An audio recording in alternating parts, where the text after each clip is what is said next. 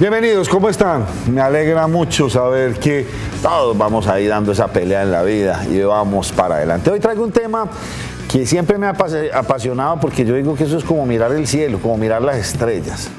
Mirar las estrellas es mirar el cerebro. Qué cosa tan compleja, tan difícil de entender y qué perfección de máquina es el cerebro. Ese es el computador perfecto.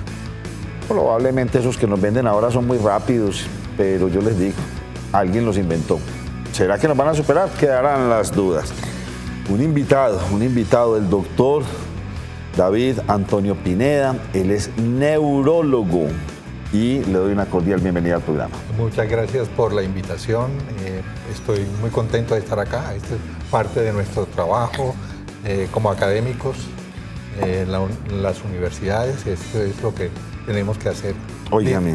Difundir lo que es el conocimiento que hemos trabajado durante muchos años. Ahorita les cuento una cosa que el doctor me estaba contando aquí de esa historia que yo digo que ser malo paga, hacer trampa paga, mejor dicho. Ahorita más adelante les cuento un poco de eso.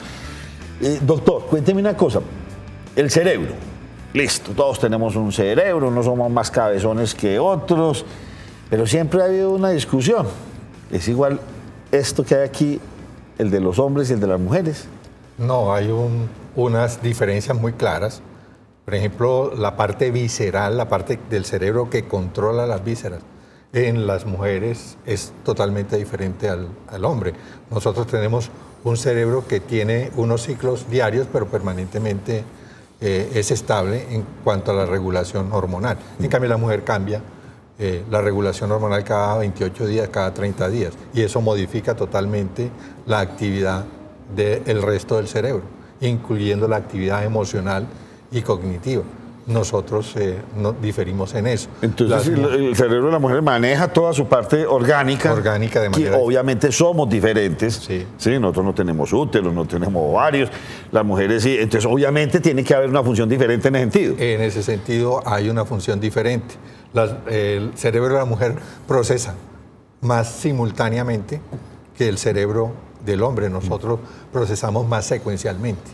¿Qué quiere decir con eso? O sea, ¿cómo es la secuencia del hombre? No, nosotros somos incapaces de hacer dos cosas a la vez. Nos enredamos y nos ponen a hacer dos actividades al mismo tiempo. Tenemos muchas dificultades.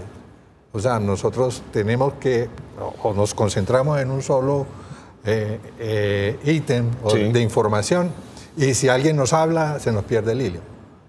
En cambio, la mujer puede atender a varios elementos, a varias circunstancias, a varios tipos de información de manera simultánea, al mismo tiempo, y los maneja con eficiencia. ¿El cerebro, con el cerebro se nace o se hace?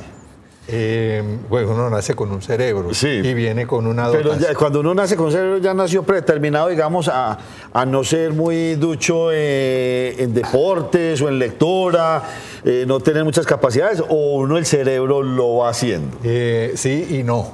Cuénteme. Sí y no. O sea, el cerebro tiene unos dispositivos que pueden desarrollarse siempre y cuando haya una exposición temprana a esos elementos.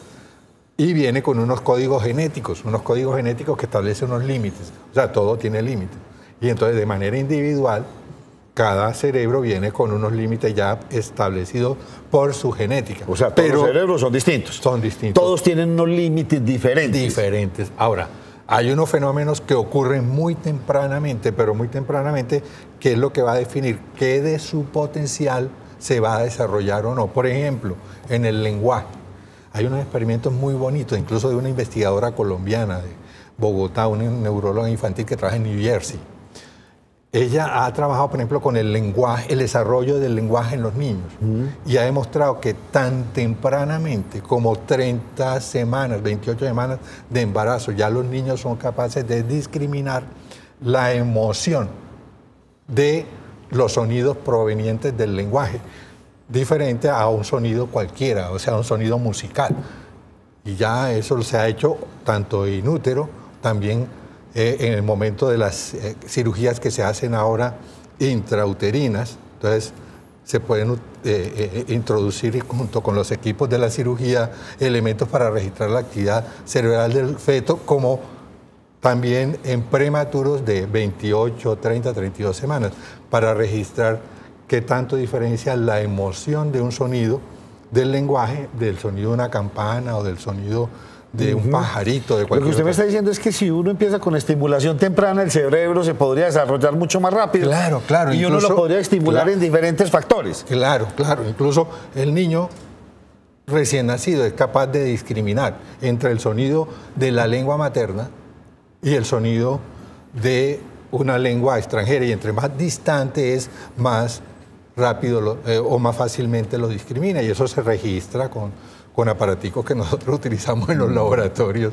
para registrar las ondas eléctricas del cerebro o la actividad magnética del cerebro. Sáqueme de una duda y toda la vida la he tenido. ¿Dónde está el disco duro, por Dios?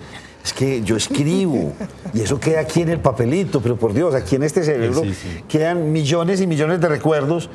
Otra cantidad de millones se pierden porque uno no se acuerda de todo, aunque dicen los que saben que sí, que uno todo eso está aquí guardado en la cabeza. Uno tiene circuitos, unos circuitos que se van activando y otros circuitos que se van inhibiendo. Necesariamente tiene que ser así. ¿Por qué? Porque el disco duro tiene unos recursos limitados, entonces uno puede... O sea, yo no tengo un disco ilimitado. Ilimitado, no, uno no es, incluso las limitaciones en algunas circunstancias son más grandes que las de un computador, en la velocidad de procesamiento, entonces tenemos limitaciones. Entonces uno activa unas cosas y necesariamente tiene que inhibir ciertos archivos. Y esos archivos quedan allá guardados y de repente en algún momento se necesitan y vuelven y se rescatan. Cualquier destreza que uno tenga está relacionada con el cerebro, es decir, sí, cualquiera. Soy un tallador, soy un carpintero, un mecánico, un deportista, todo está relacionado. Claro, porque en última instancia esta es mi herramienta, pero esta herramienta, desde aquí está llegando la orden, está llegando un impulso eléctrico que me dice, haga esto. Sí, incluso el lenguaje construye una realidad totalmente diferente a la de las demás especies. Esa realidad totalmente diferente que es la actividad, llamémosla simbólica, la actividad lógica. Eso es construido con el lenguaje. Y el lenguaje hace que el cerebro nuestro, del cerebro humano, funcione de manera completamente diferente al cerebro de un animal. La realidad humana, incluyendo la historia y todo eso, depende de nuestro cerebro humano. Eso la construimos con nuestro cerebro. Vamos a hacer una pausa, ya vuelvo con ustedes.